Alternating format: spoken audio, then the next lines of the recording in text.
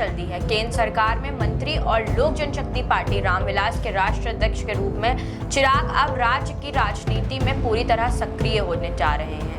उन्होंने साफ संकेत दे दिया है कि वे आगामी विधानसभा चुनावों में खुद चुनाव मैदान में उतर सकते हैं। ये घोषणा केवल एक व्यक्तिगत महत्वाकांक्षा नहीं है, बल्कि एक सोची समझी रणनीति का हिस्सा है, जिसके जरिए चिराग अपने राजनीतिक प्रभाव को गहराई और स्थायित्व देना चाहते हैं। चिराग पासवान की राजनीतिक योजना बिहार फर्स्ट, बिहारी फर्स्ट जैसे नारे के इर्द गिर्द घूमती रही है, जो इन्होंने अपने पिता रामविलास पासवान की राजनीतिक विरासत को आगे बढ़ाते हुए शुरू किया था।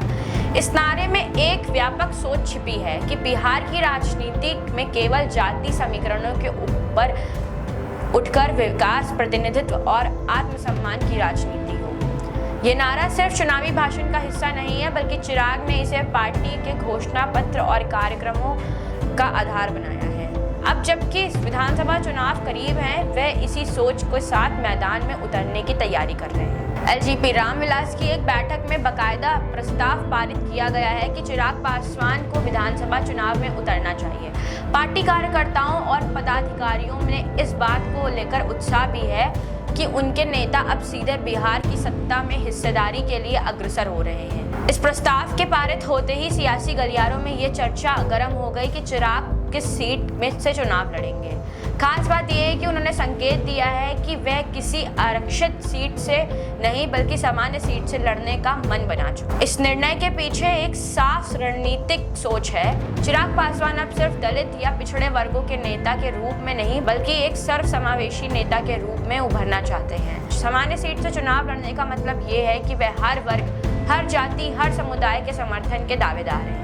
ये बदलाव उस राजनीति के विपरीत है जिससे अक्सर नेता अपने जाति आधार को मजबूत करने पर ध्यान देते हैं। चिराग की यह कोशिश उन्हें एक व्यापक जनाधार वाली राजनीतिक शख्सियत के रूप में स्थापित करने की दिशा में कदम है। ये रणनीति एलजेपी के संगठनात्मक विस्तार से भी जुड़ी हुई है। चिराग पासवान ने हाल के महीने में बिहार में लगातार जनसभाएं की हैं, संगठनात्मक बैठक की है और बूथ स्तर तक पार्टी को सक्रिय करने की कोशिश की है। उनका जोर इस बात पर है कि एलजेपी को सिर्फ सहयोगी दल की भूमिका से निकलकर एक स्वतंत्र ताकत बनाया जाए। इसके लिए जरूरी है कि पार्टी के राष्ट्रीय अध्यक्ष खुद विधानसभा चुनाव लड़ें और सीधा जनादेश प्राप्त करें। इससे पार्टी कार्यकर्ताओं में जोश भी बढ़ेगा और संगठन की साख भी। चिराग की ये राजनीतिक योजना सिर्फ एलजेपी तक सीमित नहीं है, बल्कि बिहार की समूची राजनीति पर इसका प्रभाव पड़ सकता है। नीतीश कुमार के नेतृत्व में चल रही एनडीए सरकार को लगातार आलोचनाओं का सामना करना पड़ रहा है। दूसरी तरफ तेजस्वी यादव की अगुवाई में महागठबंधन विपक्ष के रूप में मजबूत हो रहा है। ऐसे में अगर चिराग पासवान अपनी अलग पहचान बना लेते हैं तो अपनी पार्टी को तीसरे विकल्प के रूप में स्थापित कर पाते हैं, तो ये पूरी सियासी बिसात को बदल सकता है।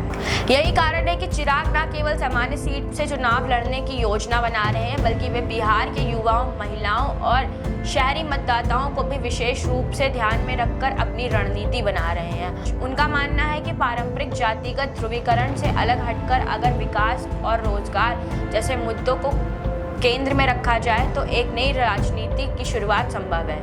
यही कारण है कि उनके नारों में बिहारी गर्व और बदलाव की राजनीति जैसे तत्व लगातार उभरते रहते हैं। विधानसभा चुनाव से पहले चिराग का ये कदम इसलिए भी अहम माना जा रहा है क्योंकि इससे पार्टी के भीतर राजनीति पर भी असर पड़ेगा। अब तक एलजेपी के लोकसभा चुनावों तक सीमित एक पार्टी के रूप में देखा जा रहा था। विधानसभा चुनाव में पार्टी की उपस्थिति सीमित रही है और ज़्यादातर मामलों में वह किसी बड़े गठबंधन का हिस्सा बनकर चुनाव लड़ती रही हैं। लेकिन अब अगर पार्टी अध्यक्ष खुद विधानसभा चुनाव लड़ते हैं तो इससे ये संदेश आएगा कि एलजेपी अब बिहार की विधानसभा में भी बड़ी हिस्सेदारी चाहती है। इसके साथ साथ ये भी देखा जाना बाकी है कि चिराग किस सीट से चुनाव लड़ेंगे। कई अटकलें चल रही हैं। कुछ लोगों का मानना है कि वे हाजीपुर या समस्तीपुर जैसी सीटों की ओर से रुख कर सकते हैं, जबकि कुछ का कहना है कि वे पटना या वैशाली जिले की किसी शहरी सीट से किस्मत आजमा सकते हैं। सामान्य सीट चुनने का एक फायदा ये भी हो सकता है कि वह उन्हें किसी जातीय गुटबंदी में नहीं बांधता और वे राज्य के सभी हिस्से से समर्थन की उम्मीद कर सकते हैं। एलजेपी के अंदरूनी सूत्रों के मुताबिक पार्टी ने संभावित सीटों की सूची तैयार कर ली है और संगठन के लोग उन क्षेत्रों में जमीन तैयार करने में जुटे हैं। वहीं चिराग पासवान ने भी चुनावी मैदान में उतरने से पहले पार्टी के ढांचे को मजबूत करने का फैसला किया है। इसके तहत जिला मंडल और बूथ स्तर के संगठनों को फिर से सक्रिय किया जा रहा है। चिराग ने स्पष्ट कर दिया है कि जब वे चुनाव लड़ेंगे तो केवल जीतने के लिए नहीं बल्कि एक नई राजनीतिक धारा स्थापित करने के इरादे से लड़ेंगे। चिराग पासवान की सक्रियता इस पृष्ठभूमि में भी महत्वपूर्ण है जिससे एलजेपी का संगठन दो भागों में विभाजित हो गया था। एक तरफ चिराग की अगुवाई वाली एलजेपी रामविलास और दूसरी तरफ पशुपति कुमार पारस के नेतृत्व वाली एलजेपी राजग गठबंधन का एक हिस्सा।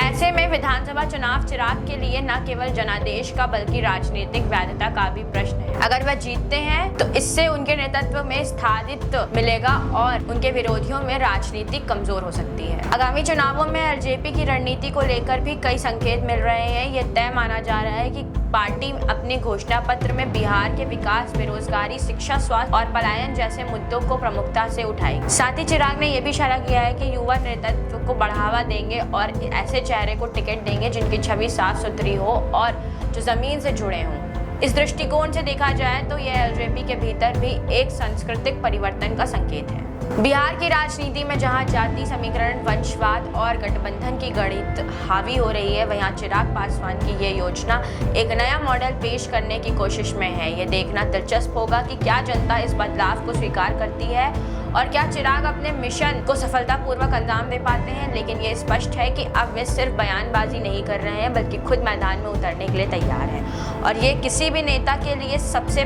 बड़ा इम्तिहान होता है। इस राजनीतिक पटल पर अब चिराग पासवान की अगली चाल पर सभी की निगाहें हैं। उनके सामने चुनौती भी बड़ी है, लेकिन अगर वह इस मौके को भुना पाते हैं तो बिहार की राजनीति में एक नया अध्याय शुरू हो सकता है।